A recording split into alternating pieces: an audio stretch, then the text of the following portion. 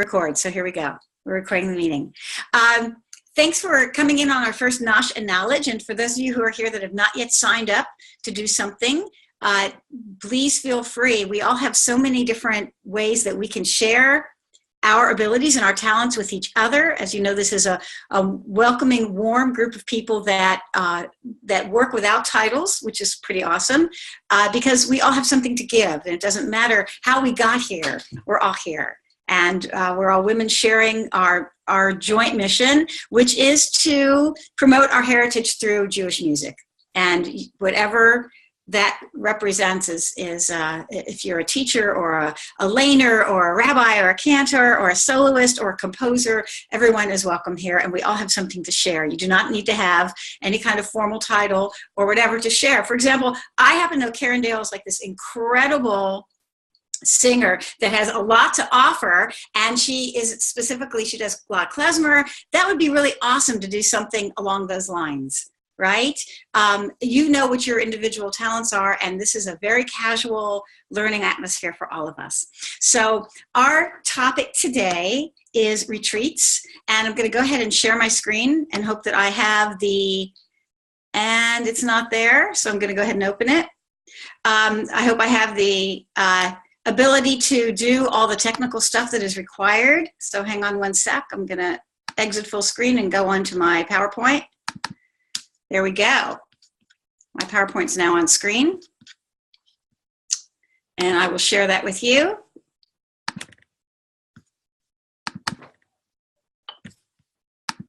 Okay. Can everybody see that?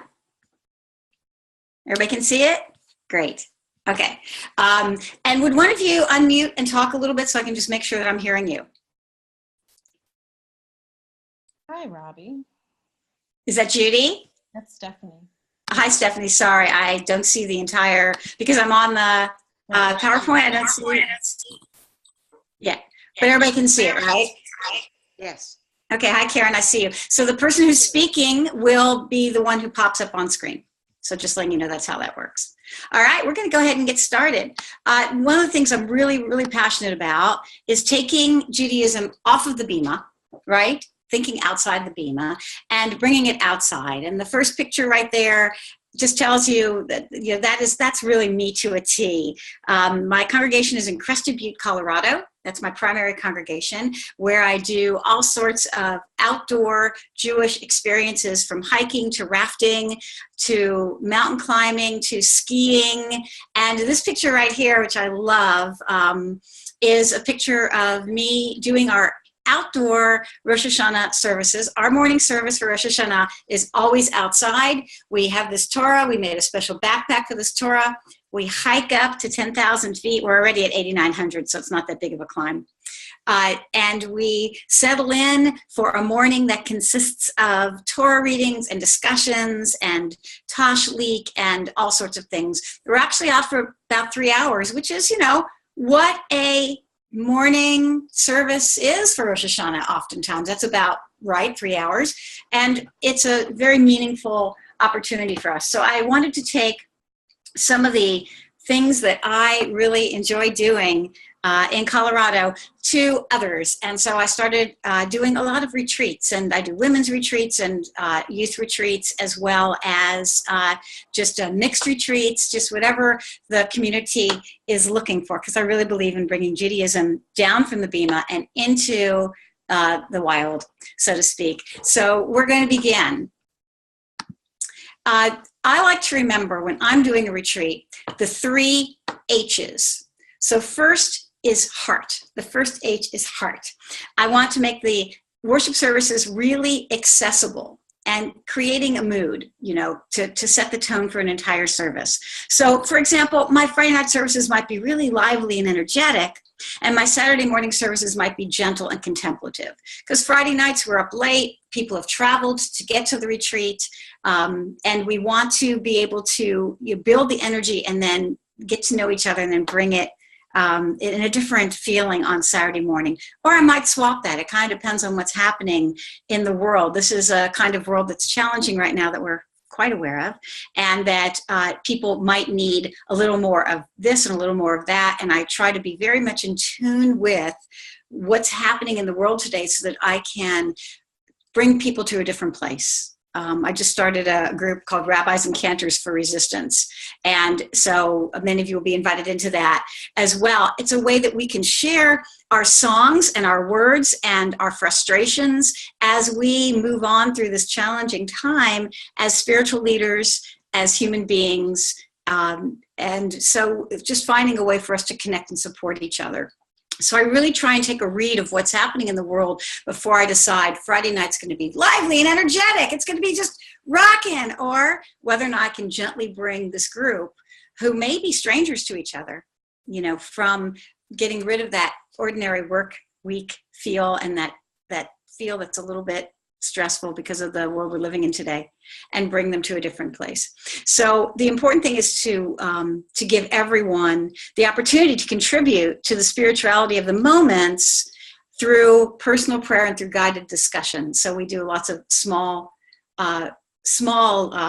group things as well. But so here's what that's the heart. Where's the heart? Where's our heartbeat? When I teach song leading around the country, I call it the heartbeat method. What are you feeling right now? Not here's a piece of text from Reb Nachman of Bratslav. He's awesome and he wrote amazing words and things. But where are you right now in history? What's happening in your life, and how do you want to write about that? So H number 2 of the 3 H's is head, Rosh. Where's your head? All right. And as far as academic study, let's call it that, it doesn't have to be academic in that there's quite a scholarly thing to unpack, but there is text study to kind of stimulate your mind, right? And to help you think about different things. And many of us on this call are contemporary Jewish music writers. And the reason that we redo melodies, the reason that we write original melodies for common prayers, at least my reason, is that I want people to unpack it and learn about it in a different way. Think about this prayer differently. So if you stimulate their minds through text study, they can take a look at the prayer and they can possibly find some more things about the prayer that particularly pertain or jazz them. And I love finding really great readings for services to begin each session. They kind of thematically fit in. So here's just an example of a piece of text, about being blessed by Moses that I've used. So that's H number 2. Number 1 is heart. Number 2 is head. And number 3 is hands. I cannot go to a long conference and not have something to fiddle in my hands, because I can't be so monofocused that there's this fabulous, wonderful scholar in front of me just expressing him or herself and sharing beautifully their knowledge and their passion with us. And if I don't have something to take my head out of it, it drives me crazy. So I will always offer a craft, some kind of craft. And I've done listed here, mosaic picture frames, or soap making, or essential oil creations, or crafting our own Shabbat candlesticks. I love the Shabbat candlesticks one. I spend all year going to thrift stores and finding a couple pairs that match. They could be anything. And what I bring to a retreat, for example, is wires and beading and glue and glitter and paint and all sorts of things, so that we have the opportunity to just sit around and talk as human beings and create something together. And it's really great because you can walk away from the retreat with something. But it's more than just having a physical thing. It's like, oh, I went to this retreat and look, I've got a nice candlestick. I think I have one here that I did. Really, really simple. In the last retreat I did, these are just these simple. Can you guys see them or no? Because I'm sharing my screen. So let me unshare. I don't know how to do that, so I'm going back to sharing. So they're just really simple. Bring your shared window to the front. Do you see me? You're on my computer. You're on the side, so I can see you and the. Okay. So we can look at you if we scroll up or down. Okay, super little. They're just. This was actually provided. Last time I did a retreat was at Camp Young Judea. It was a women's retreat, and we put some bells and some glitter, and just to have a little something. But this bell, believe it or not, bells and glitter is an hour, of talking and kind of bringing our theme in and talking about our kids or our grandkids or our lives or our congregation or whining about our rabbis or, whatever it is we were doing. So, all right, I'm going to resume the share, see if this works. All right, can you guys see it? Okay, beautiful. So I try and do a special craft. The soap making was lots of fun, but that takes extra time and you got to heat things and that's a bit. Twisting Havdalah candles is super easy. You just get them soft. You can do that in the microwave. But the most important time is to have social time and just kind of get to know each other. So I always make sure I have some kind of a physical thing in my hand, something that we've done together. So we've got heart, we've got hands, and we have head as well. So text study. So here's something that's really important about retreats. You're not alone. You don't have to do it by yourself. And when people bring you in to be a scholar, artist in residence for a retreat, find out through the organizers who the other professionals are. That can be found in, if you're doing this for your congregation in your own kehillah or in the community itself. So rabbis, educators, professors, and others to help facilitate topic discussion. If you break into small groups to talk about different things, then you're going to want to have other people kind of moderate a little bit. I'm not an art professional, but I love to do art. I've also done silk painting, like making talit tot, and these are things I've done. Always great to bring in a yogi or a movement specialist, anyone who can kind of do the physical, because the physical is all a part, ties into the 3 H's, right? And I especially love if you know somebody who can do laughter yoga, it's great. Because you just sit, whoever, I don't know how many of you have done laughter yoga, but it's really wonderful. You're sitting in a circle or you're standing, whatever you're comfortable doing, and you actually practice laughing. And the truth about laughter yoga and laughter in general is that your body doesn't know if you're fake. Your body doesn't know if it's fake laughing or real laughing. Your endorphins kick in just the same. So I love laughter yoga, and that gives everybody the opportunity to get to know each other and to do that laughter, which releases endorphins and releases so many awesome things. I also like if you're at a camp in particular, and a lot of your retreats might not be at camps, they might be just in the synagogue for the day or in a place that's close. It's really nice to have somebody on staff do some of the physical things like hikes. And I've done boating. I've learned how to fly fish. I've done all-terrain vehicles, ATVs, where I actually had it did not go well for me. I'm never allowed near one again.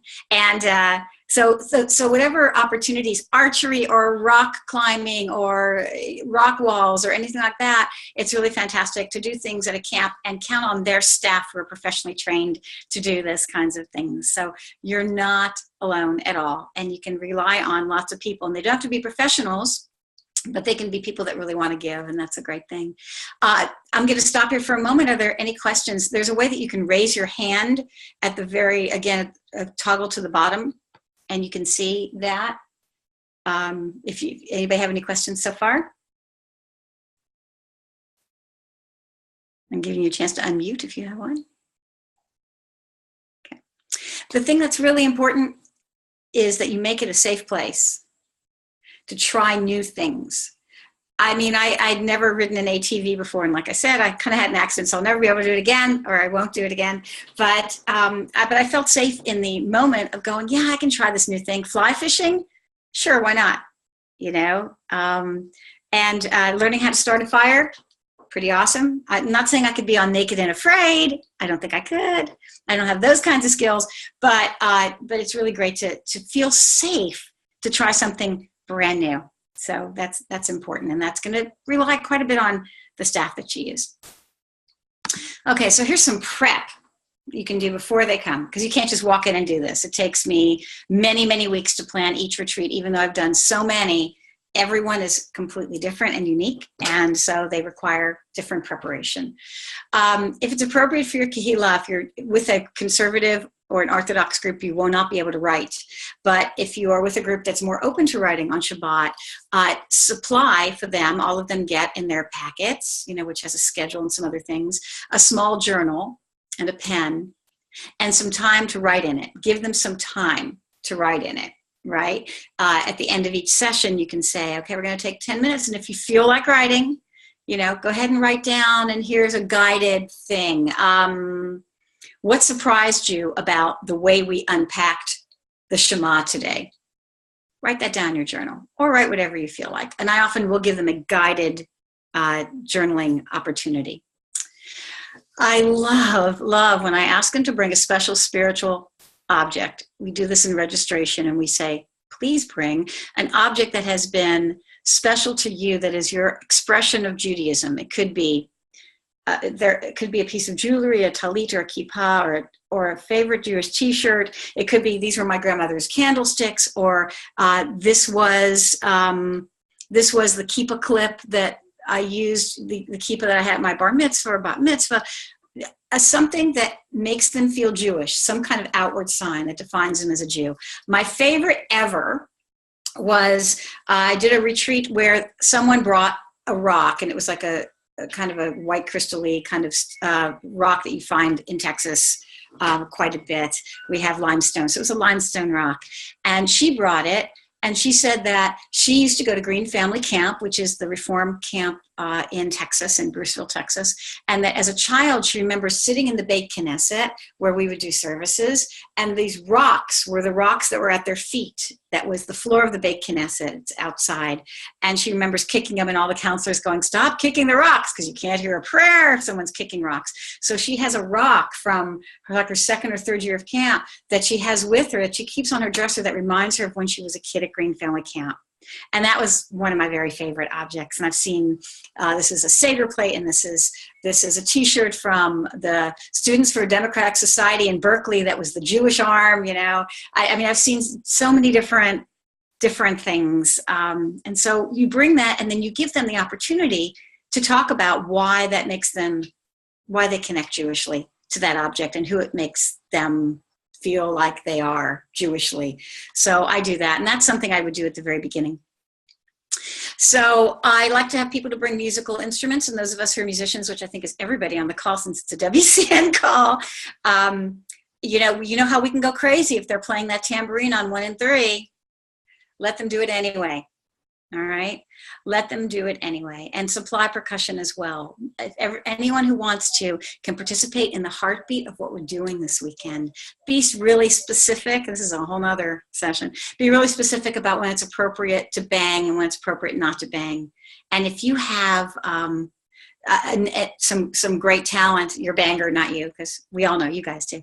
Then allow them, encourage them, make it safe for them to do so, and just be aware of all the things that just passing out musical instruments to people you don't know can possibly bring. But you know what? A little disconcertion, a little rhythmic off, a little something like that is nothing compared to the way this human being who's come to your retreat is going to feel when he or she is a part of the musical heartbeat. You should never remember the 1 and 3. You should always remember the look on their face. And that's the most important thing. So the other thing is if you're doing some text study, which you should always do, of course, you'll pick it in advance. You'll talk to other professionals. There may be other rabbis, cantors, staff people, educators you'll be working with on this retreat. Talk to them in advance. And that piece of text really kind of sets the kavanah, the holy intention for your entire weekend. So supply a journal and pen, ask them for a special spiritual object, encourage them to bring their instruments, and pick your text in advance. These are just some of the things I do in preparation. Any questions? Okay, great. So opening activities. Retreats don't start at 7 o'clock at night. People get off work early. They make it out to a retreat starting at around 2 o'clock or so, right? People know way in advance. We encourage people to come whenever they can, of course. If it's going to be a conservative or Orthodox group, you're not going to be able to have them arrive after a certain time because of Shabbat. But I usually have my retreats start around 2 o'clock in the afternoon. And one of the first things we do is we do the braiding and the taking of challah, explain, what it means to take challah. The dough is made in advance, by the way, because, we can't, that's an hour and 20 or so in the bread making machine to make the dough. The dough's already ready for them when they get there. So we braid and we take the challah together. And then there's some kind of an orientation and kind of acclimation hike or walk, depending on where you are. My retreats do have a tendency to be overwhelmingly in camps or other outdoor areas, right? I have done retreats in a synagogue before where the whole thing takes place in the synagogue, but most of the retreats I do are outdoors. So there's a hike, and I love doing that hike before orientation because that's a natural time for people to talk to each other, right? And it doesn't have to be a hike where, oh, look, here's a text about the lily, or here's a text about this rock, or whatever. We don't need that. We just want to take a walk together, kind of do a little tour maybe, take a little orientation around the place. It's really nice. The people that do the hike together, it's interesting. Even if they don't know each other, they have a tendency to kind of hang. They've gotten to know each other. So it's a lovely thing. And then I always use a nigun. Sometimes I'll write them based on, what the theme of the weekend is. But I use a nigun and I weave that nigun in and out of every session and everything that we do. So by the end of it, it really becomes something that the group owns. It also is a great way, you guys know this, you're all women of song, that you can give them the signal that it's time to start something, right? If you start singing this particular nigun, they'll go, oh, it's time for this next session to start. So it becomes an earworm that is also a timekeeper. So it has its dual purposes. So I enjoy teaching a nigun right up, and I might even start it on the acclimation hike, the orientation hike. And by the time we've got the whole group together to do our first session together, which happens before dinner, snacks are provided, by the way. When they get there at 2 o'clock, 3 o'clock, make sure there's healthy snacks for everybody all the time. Some people have driven several hours to get there. Then I will introduce the nigun and talk about, we'll go, and usually at that orientation, I have everybody bring their sacred object, their special Jewish object. So the first evening, we are setting the tone of the entire weekend to come. One of my favorite icebreakers is a beach ball. So you take an ordinary beach ball, you blow it up, you can get them at any party store, and then you write a question. It depends on the group, so you'll know what kind of group you're going to have. If it's women, it's a women's retreat. I do a lot of women's retreats. Tell us about your first kiss. All right, that's on one panel. Another panel could be, politically, how do you fit in with your family? Another panel could be your suggestion here, right? You toss the beach ball, you're in a circle, you're standing in a circle, you toss the beach ball from person to person, and wherever your right thumb or left thumb, you determine what finger it is, lands, you answer that question. Of course, if they're super embarrassed to talk about their first kiss or something like that, or whatever it is that their thumb has landed on, they have the opportunity. You just don't say, no, you have to answer that question. Of course, you'll be flexible about that. But this is really fun. This is more than, hi, my name is Robbi, and I like Neapolitan ice cream. Okay? And, oh, your name is Judy, and you can't eat ice cream because you're lactose intolerant. And, hey, your name is, Stephanie. So more than that, this is kind of fun because it's a little more personal. You can ask questions that have to do with your weekend. There's only 6 panels, right? You can ask questions that have to do with your weekend, like, and how do you feel about Nachshon as a leader? We're going to talk about Nachshon this weekend. Or what is it you think that Miriam said to the women that made them fall into this frenzy of dancing with timbrels? You can come up with questions that have to do with the theme. I prefer personal questions, like some of the ones that I just gave you. And I have a lot of fun. I have a bunch of deflated beach balls around here somewhere, and I often get ideas from other beach balls. So that is our first icebreaker. We do that, and then we sit and we do the, we talk about the ritual objects that we brought. For Shabbat dinner, which is usually the first big thing that happens, I call it mix and match, and you encourage everyone to sit with someone they don't know or someone from another generation. right? And if it's too hard to do that, you literally do 1, 2, 3, 4, 1, 2, 3, 4, right? And table 1 over there and table 2 over there. You find ways to be creative about getting people to sit with other people. There's many opportunities for them to sit with the person who brung them. So we say in Texas, you got to dance with who brung you. And there's lots of opportunities for that. But we want people to get to know each other starting right off. And then I have something called Table Talk, and I have topic cards on tables. So just come up with different topics, 5 or so different things. What do you feel the value is in getting rid of regulations for the coal industry? That's one of the topics. It could be a table topic. It could be a current event. It could be, I'm having a hard time with the way my daughter is raising my grandchild. What advice do you give me? I'm just throwing out any possible scenario here. So table talk cards, and that's just, so people can, again, get to know each other. And these are things you can do way in advance. Table talk cards, of course. For Friday night Shabbat, any questions? I'm just kind of barreling through because I don't see everybody in the, I can see some of you, but I can't see everybody. So any questions, feel free to unmute yourself and jump in. So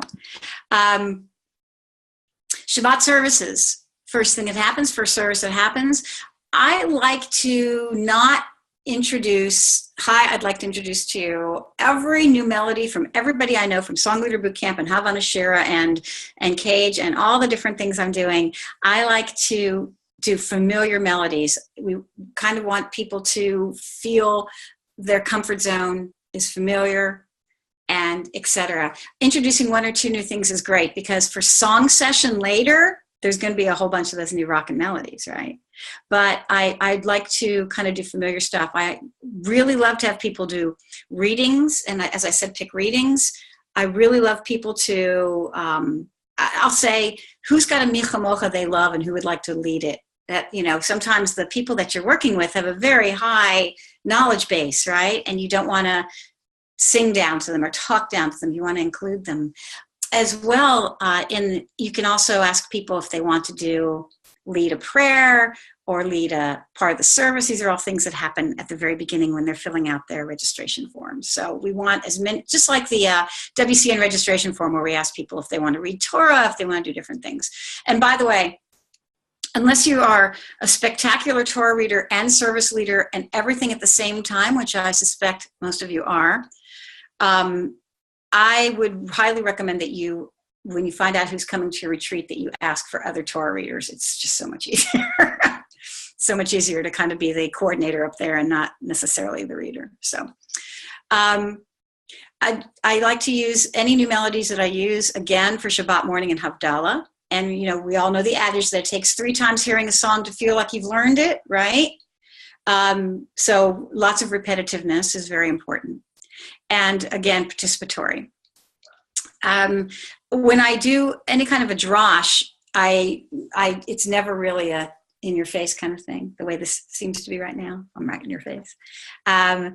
I make sure that people are, connected to it, and it's a discussion, and it's based thematically on what's happening in the weekend. So that's Shabbat dinner and Friday night services and just some general stuff on participation. So in Shabbat and Havdalah, as we're discovering each other, because we're at a retreat for a reason, and the text, here's where we use our heart, head, and hands. The heart services to soothe the soul and to break and bend boundaries and to bond the participants. The head, we're delving deeper into a text or tefillah. We're unpacking, reinterpreting, and recreating. And for hands, we create something special to take home. But also, by the way, hands can be, right? Hands can also be rhythmic things that we may have taught them. So remember, hands doesn't just have to be a braided Havdalah candle or a really cool soap, but it can also be something that you physically created with your hands. So, and then we're going to add health, expanding our spiritual boundaries yoga, movement, hiking, ropes course, all the different things. Quiet contemplation, what was it? Gazing at your navel gazing, right? Navel gazing, steadying your breath, just different ways that we can appreciate just kind of being there and being unplugged and appreciating God's gifts through nature. So that's using the H's, and I added health to that H as well. So learning, growing, let's get going. Thematic ideas, after you pick the topic or focus, devote no more than 4 hours, 3 sessions total, unless you're writing a new melody. I'm brought in by different communities to write a new original melody for a prayer, usually for them, and that's something that takes a little bit more time because there's a lot more involved in writing something. And at the end of the weekend, they walk out with a brand new melody for X prayer, which we picked way in advance with their clergy. And it becomes their own melody for that prayer, something that they feel needed to be spoken from their hearts and a different melody. So that takes longer. So we want them to grow and learn and appreciate stuff, but not to burn out and not to go, oh, I really am not connecting to this, text-based session. So you want to just give about, I would say, no more than 4 hours total. So, 3 1-hour sessions, but they sometimes go over. If appropriate, encourage, like I said, journal writing and post-it note parking lots. You guys know what that is? A post-it note parking lot? Okay. Post-it note parking lot is where you have, usually it's a sheet of paper on the wall, perhaps, and people are saying, well, I think we should be considering this. And you go, well, that's a great idea. Let's put it in the parking lot because we're going to revisit it. Because right now we're looking at X and you're looking to do something with Z. And let's acknowledge and appreciate and give kavoda to the thing that you brought up. Let's put it in the parking lot and let's have a discussion about it a little bit later. So important to do that, to acknowledge everybody's participation. And then if you're doing the writing a new melody thing, I don't know how many of you also teach songwriting and do songwriting for other communities. That's going to require unpacking the prayer right away in the first session. And what I've done is I'll take a gigantic piece of butcher paper and I'll put out the words. Let's just say it's the Shema. Shema Yisrael Adonai Eloheinu Adonai Echad. And then every word you can think of for the word Shema in English, in Hebrew, in any other language. So they'll list and list and list and list and list. Same for the other words. And then we find a combination of new lyrics after we've come up with a heartbeat and a melody. So that's how I do that. So you really have to unpack that prayer. That's really fascinating when you're unpacking the prayer. The word Shema, to listen, to hear, to wake up, all those things, they just that word alone is just so evocative of so many different possibilities. So on the last day, Homeward Bound, always include the Nagun, right? The Nagun has been there. Oh, I don't know how many times you sung the Nagun, but it's a bunch. And by the way, a great thing to do is to have other participants say, would you please lead the Nagun for this session, right? We'll do a last text or songwriting session with a wrap up. The closing circle, we've all done closing circles in all the different conferences and places we've been to. So the closing circle can, who remembers throwing shoes into the middle of the circle for BBYO? We used to throw a shoe in. That was a camp too. And you come up with the word. Everybody gets the opportunity to go around. At Song Leader Boot Camp, last Song Leader Boot Camp, which was in February, Elisa passed out some orange ribbon that went all the way around. There's 300 people, went all the way around, orange ribbon. We each took a piece of it and we all held on to it really gently, but we were all connected through this piece of ribbon. And then afterwards, we all have like little bracelets that were made out of it, and giving everyone the opportunity that wants to say one word about the experience. So it's really nice. It's often quite hard for Jews to do one word, isn't it? Create an evaluation, very, very important. There's lots of different survey type things that are online. So create an evaluation, print it out, ask people, give people time to do it. Say, okay, this next 20 minutes is going to be for evaluation. Everybody go back to your original table for Shabbat, whatever, and fill out the evaluation. Thank you so much for helping us do this. And then make sure that you provide rosters and contact information, and you find ways to make Shabbat dates in the future. We all know that a lot of people don't go to services, but I bet people eat dinner. So find a way to make some mixes and matches perhaps of some of these people and say, we're going to have a joint Shabbat dinner for everybody from the retreat on this date. See if you can put that together with the organization that you are planning with, and find a way to include people in that. So that's really important. Somebody's yelling outside my house. So these are some of the sample topic choices that I have done. I've done tracing the history of contemporary Jewish music or contemporary Jewish women composers. It depends on what people are looking for. How to create different ritual in our lives. We've done rituals for all sorts of things. Menstruation for our daughters. We create ritual around driver's licenses. Some of these things you've seen as well, but we create them within the group. The congregational or personal Jewish melody, how to live with intention, and most important, number 5, your expertise here. What are you really good at? What jazzes you? What can you unpack and share with others? What is a topic that you love? A topic that you're not so comfortable with? What is it that you personally have the ability to bring to a group? Right, so those up there are some of the ones when I have my brochure about what I do. These are some of the ones that I offer. And here's the thing. Yes, you are on the entire weekend. If you have those partners, right, the other clergy or the experts or whatever, then you do get breaks. But be aware of the fact that unless you are in your room with the door locked, that anytime that you're there, you're on, and you're on for questions, and you're on for concerns, and you're on to hear about their issues. You're on to just, you guys know what being on means.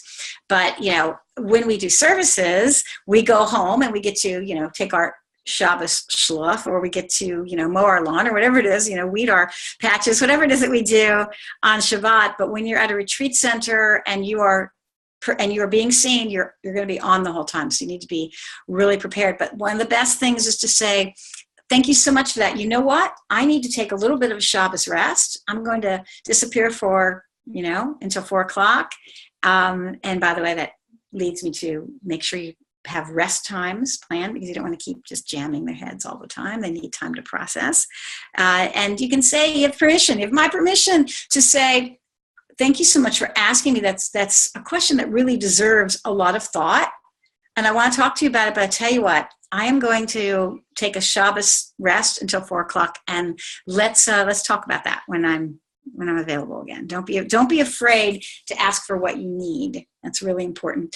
And also, it's very hard to do, because if you're like me, you're up singing all night long. Try and get to bed early as you can, because you will need your sleep and you need your voice. And all of you, everyone here on this call knows how important rest is to maintain your voice. You're singing, you're talking, you're doing all sorts of things, laughing, crying. You need to have rest to be able to keep your vocal cords healthy. So happy, healthy retreating. All right. So I'm going to turn off my share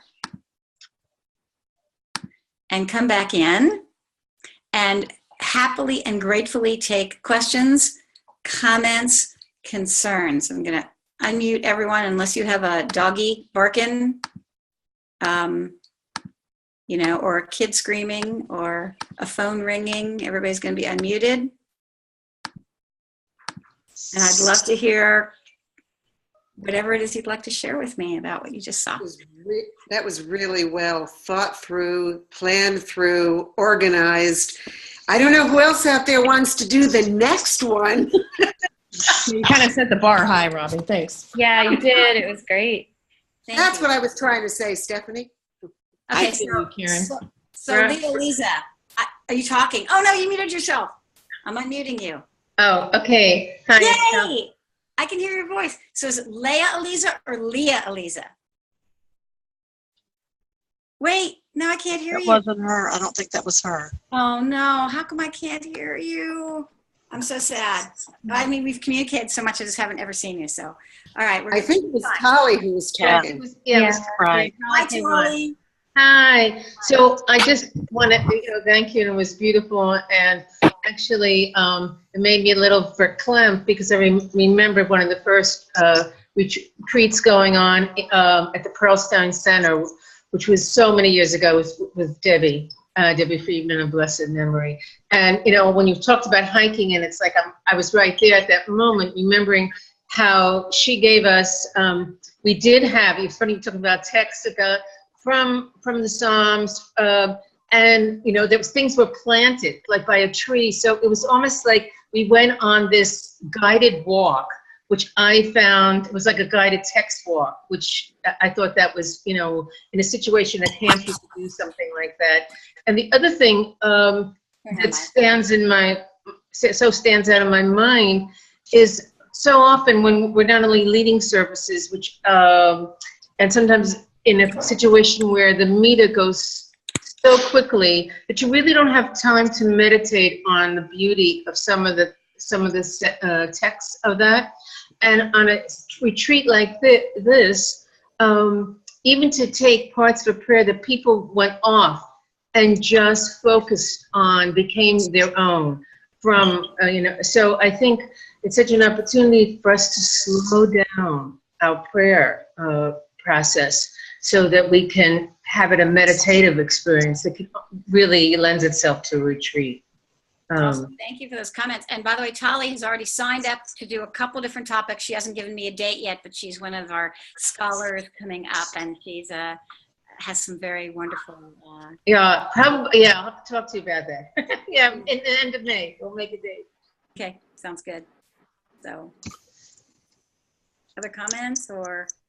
Yeah, Robbi, I had a couple of questions.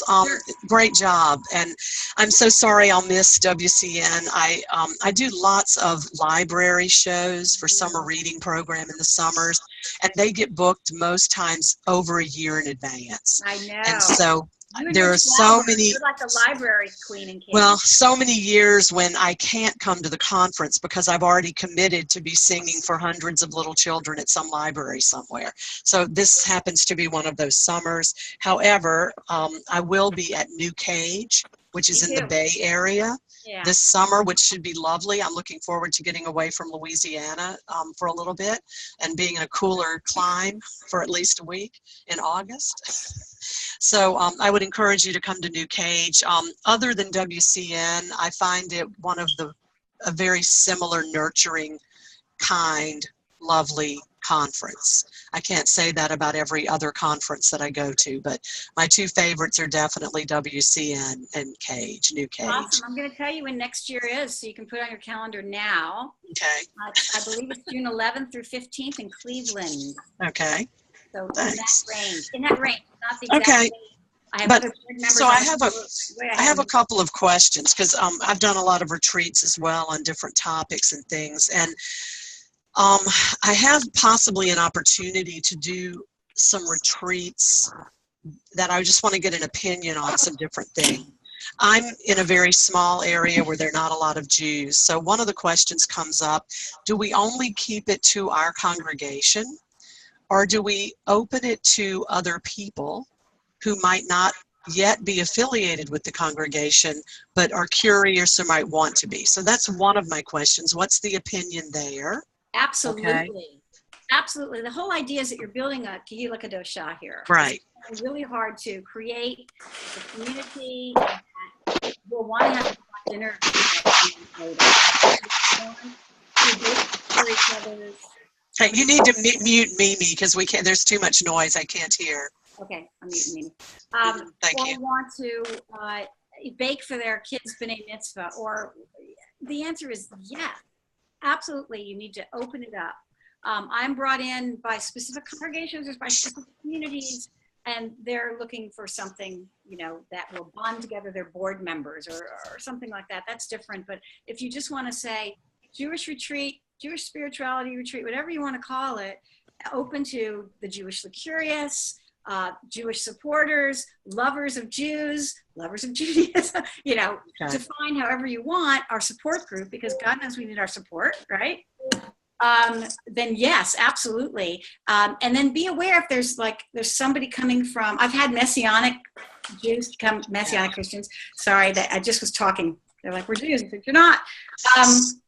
I've had them come as well, and I've said, you know, I've you had to set some ground rules. So when you are aware of people that are coming in, and they weren't there to proselytize, they were there to learn more about Judaism because they feel connected to Judaism. Right. You just have to make sure you set your ground rules. The answer is absolutely. Anybody else have an opinion about that?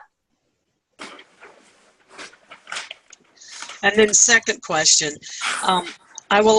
there also might be the opportunity to do several retreats with the same group over a series of a year or even more, okay? So the question with that is, and of course the same people are not going to come if you do 3 or 4 things, you know, just because of schedules. Right. But you definitely would do something different each time, you know, typically. But do you feel like there should be one single sort of theme that runs throughout the whole series of retreats, or does it really matter? I've never done more than one retreat. Well, that's not true, but they've been like, well, we'd like to have you back next year, but it's not the same as you're talking about series Right. or over 1 year, like a series. So I think that it wouldn't be a bad idea to pick something that people can expect, but then within the context of that, be changing up your art project, be changing up your text that you're studying, which might be, you know, Parshat Shavua anyway, so you'd be changing that up. We don't always, by the way, study the Torah portion of the week. We study something that they want to unpack, that's disturbing or jazzing, right? Either one. So I think, and I don't know if you can hear my chimes. It's really bright, sunny, windy here.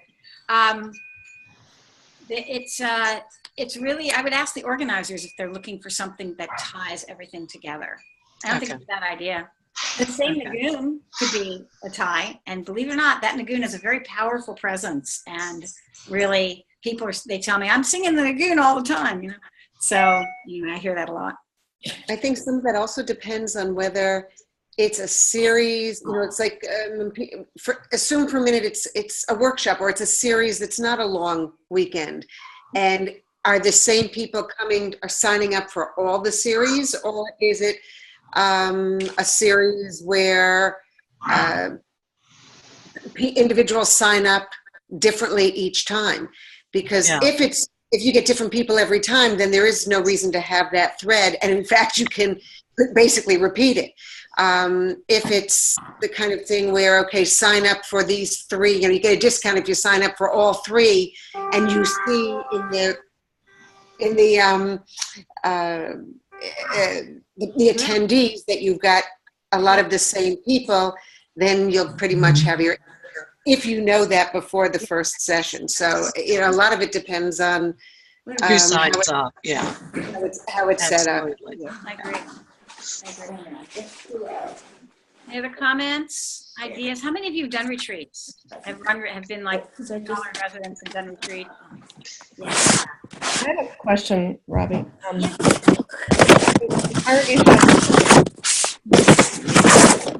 Come on, somebody's moving something. Yeah, it's not happening here. The congregation I serve is very small and interfaith and young families. So I've done like camping retreat with the whole family kind of thing. But I've been thinking we're in danger. Okay, he's the chair. That's fine. Okay, that was not me. We're in danger of becoming a place where we educate children and not adults. And so I've been stewing about having some sort of an adult retreat. I could do women because, you know, we're comfortable with women. I dig them. I could try and make it co-ed, but I'm trying to channel what I was like when my kids were young and how hard it was for me to get away and to make arrangements for them and all that kind of stuff. And I'd love any advice if any of you have done that, where you're crafting something that seems worth the time for parents to separate and go do something. Wine. Wine, really important. I think that there should be adult beverages available for those who wish to, and no shame, of course, for those who cannot or will not. But I think that you should treat them like adults. And here's something that I've done that I really love when I did a mom's retreat, Jewish mom's retreat, is that we all have stuff about our kids that we adore and we can't wait to brag about.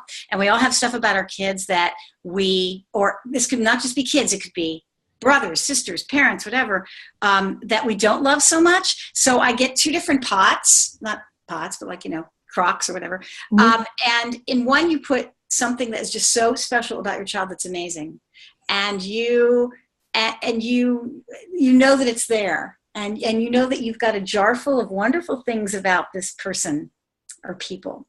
And then in the other, I put, and this is a burnable crock, you put the things that drive you absolutely crazy about whoever it is, right? And if you're doing a parents retreat, it'll be about children. If it's a singles retreat, it could be about partners or bosses or whatever. And you burn that pot, right? You set it aflame. And as a matter of fact, you can use it as part of Havdalah if you want. A little bit of brandy. These are the shortcomings that my child or my boss or my friend has that drive me crazy. But you know what? I love my child. I love my boss, and I love my friend. And I'm going to let those go. And so it's a very adult / pagan / way of getting rid of, in Crested Butte, we call it burning the grump. They have a big holiday there called Vinnetok, which is Viking. It's a Viking thing. And I don't see, not my congregation, but my community. And they have an effigy of all the icky stuff for all year. And by the way, it always happens around Yom Kippur. It's just the time of year that it happens. And they literally have all their gripes and they burn them for the year. So there's an example of something that's so tangible, and you can smell it and you can see it and you can feel the heat, and it's a very tangible thing. Can I share something for a moment relating to Pesach, it's not mine. It's from the Santa Cruz Haggadah, which I have done for 25 years. I got 30. I don't know how old it is. Keep on trucking, man. People that come to my Seder only remember this. Is the fact that I hand out before the Seder begins, before it becomes nightfall, because I have a mixture of Baal Tshuvahs and Reform, everybody the Seder, so we do the writing before. And we write what keeps us, and maybe you all know this, but if you don't, what keeps us on slips of paper, we don't discuss it, I did that years, that didn't go, what keeps us in our personal Mitzrayim, and then I put it in a urn, in some kind of pot, and because I hand out paper and pencils at the Seder table, enough for everybody. Then we go outside and we burn it. And it is the most powerful thing to see everybody's little chametz being burnt, because I really feel you can't go into the Seder, starting your journey, unless you've gotten rid of your personal chametz. Very nice. Very nice. So something similar to that. Give them the opportunity to be adults, right, Steph? And give them the opportunity to still love their kids or their partners or their whoever, and honor the child in them too. Let them be messy. Let them throw paint. Let them play paintball.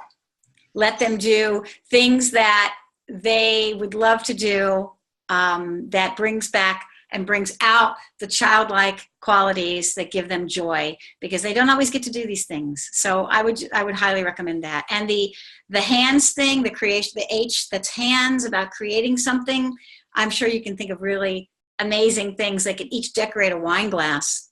Why not? Right?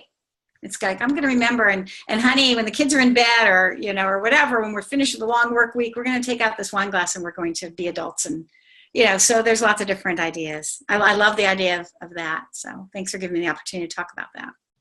Thank you. Okay. I got to go and say goodbye. Okay. Bye, Tali. Looking forward to hearing when you're coming on. Other questions, comments, concerns, ideas that you've had, things that you've done at retreats that work or that don't. Don't try this. Don't try this at home, or don't try this at the camp. Things that you've been to at retreats that you love, or conferences. When you talked about craft things, particularly Jewish, I can't remember what year it was, I went to Havana Shira and we made our own fringe. Mm-hmm. And it was like during a session. I think Shira Klein might have led it. And so, she gave us the strings and she walked us through tying the knots and was teaching at the same time. Mm-hmm. And then at the end, everyone had this, and you saw all weekend people were tying it to their guitars and putting it on their backpacks and carrying it in their pockets. And right. Yeah, it was really cool. So something as holy and it's pretty easy to tie tzitziot, but to understand the rules and the laws and the twists and the winds and the knots behind it, and then to be able to physically make those things work for your hands and tie them on your object and make them a sacred part of who you are. It's a really, really wonderful thing. I've also done tzitziot tying, and it's good with kids. It's a great thing to do with kids.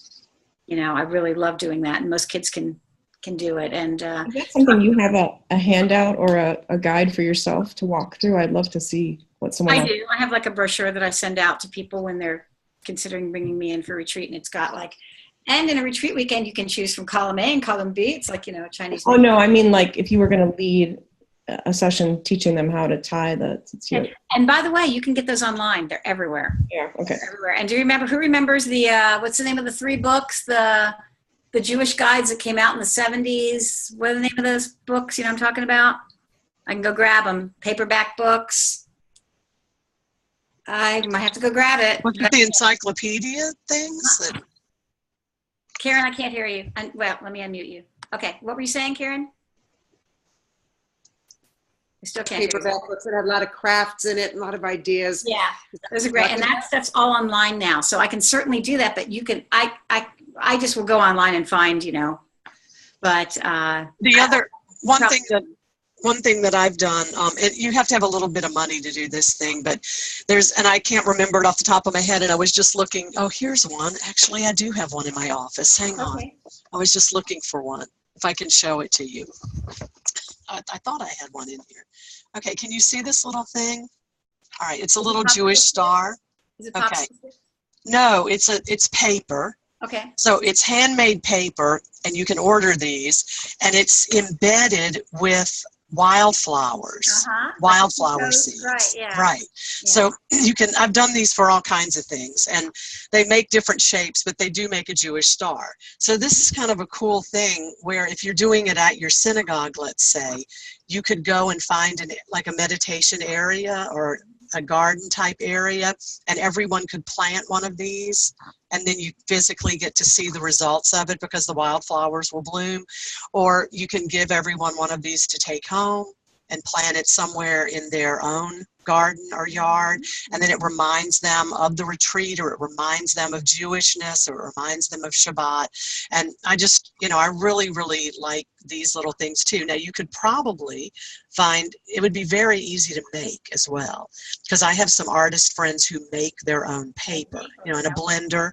And so you could actually get a mold, cookie cutter or whatever, and it would be very easy for an artist to show you how to make this and add those seeds to it into the the mixture that you're blending up, and you can make your own, and then it's real cheap. But I just love these little things. They are great. I do want to say one caveat about those though. I've seen many of them, and they come in kippot, and they come in all sorts of things. People give out, bar mitzvah of so-and-so, and it's one of these embed, you plant kippah. Make sure it's regionally appropriate. Because the kippahs that we plant, if it's forget-me-nots, forget them in Texas. They don't grow here, right? So make sure they're regionally appropriate. So this just says wildflower seeds. So right, but not all wildflower. Right, but make sure they're ones that are regionally, embed ours with bluebonnets. What can I say? So so that's a. So if you make your own, you can have control over that. Exactly, they're wonderful. I love the idea. I love the idea of reusing kippots in that way as well. Just watch the seeds during allergy season. Just do you want to talk? You want to know what's happening in Texas allergy-wise? Allergy capital. Louisiana might be worse. Too bad. Anyway, any questions or anything else? We're going to wrap up, and I'm going to ask you for a favor. Go on the Facebook page and just say something about the session, because I want people. I'm so delighted that we had 12 people here. I would love to build this, and again, even more importantly, tell me what you do, because I'd love to schedule you to do an hour, and it could be anything. We've got a Torah study coming. We've got women in Ladino music coming up. We've got prophetesses coming up. We'd love for someone who's done, for example, a contract for a soloist or a cantor. There's so many different things. Songs of the Resistance will be my next one, because I'm big on that right now. So please, everybody has something to offer. And if you want to share an hour with someone, think about that too. So thank you so much. Any final comments? This was a great way to kick this off. I've already written on the Facebook page. Thank you. I think it was a great way to kick it off. I think it's a great idea, and I hope we can continue doing it. I hope so too. And Karen, I look forward to seeing what you're going to bring to the table. Everybody has something. And if no, really, it'd be great. I know you, and I know how good you are. So thank you very, very much. I'd love also, I know several of you are members of the CA, looking right at you, Mimi, that, talk about the advantages to being completing cantorial studies in one way and becoming a member of one of the mainstream organizations. I think that'd be a very valuable thing. And you've been a board member as well, if I remember correctly. So that might be something that people would really be interested in finding out more about, about why it would be important to be a member of one of the unions, for example, one of the cantorial unions. So just different, anything goes. We're here to teach each other, and I'm delighted that we had the opportunity to learn together today. Thank you so much. Really appreciate it. Thank you, Robbi. Thank you. Yeah. Bye, guys. Bye.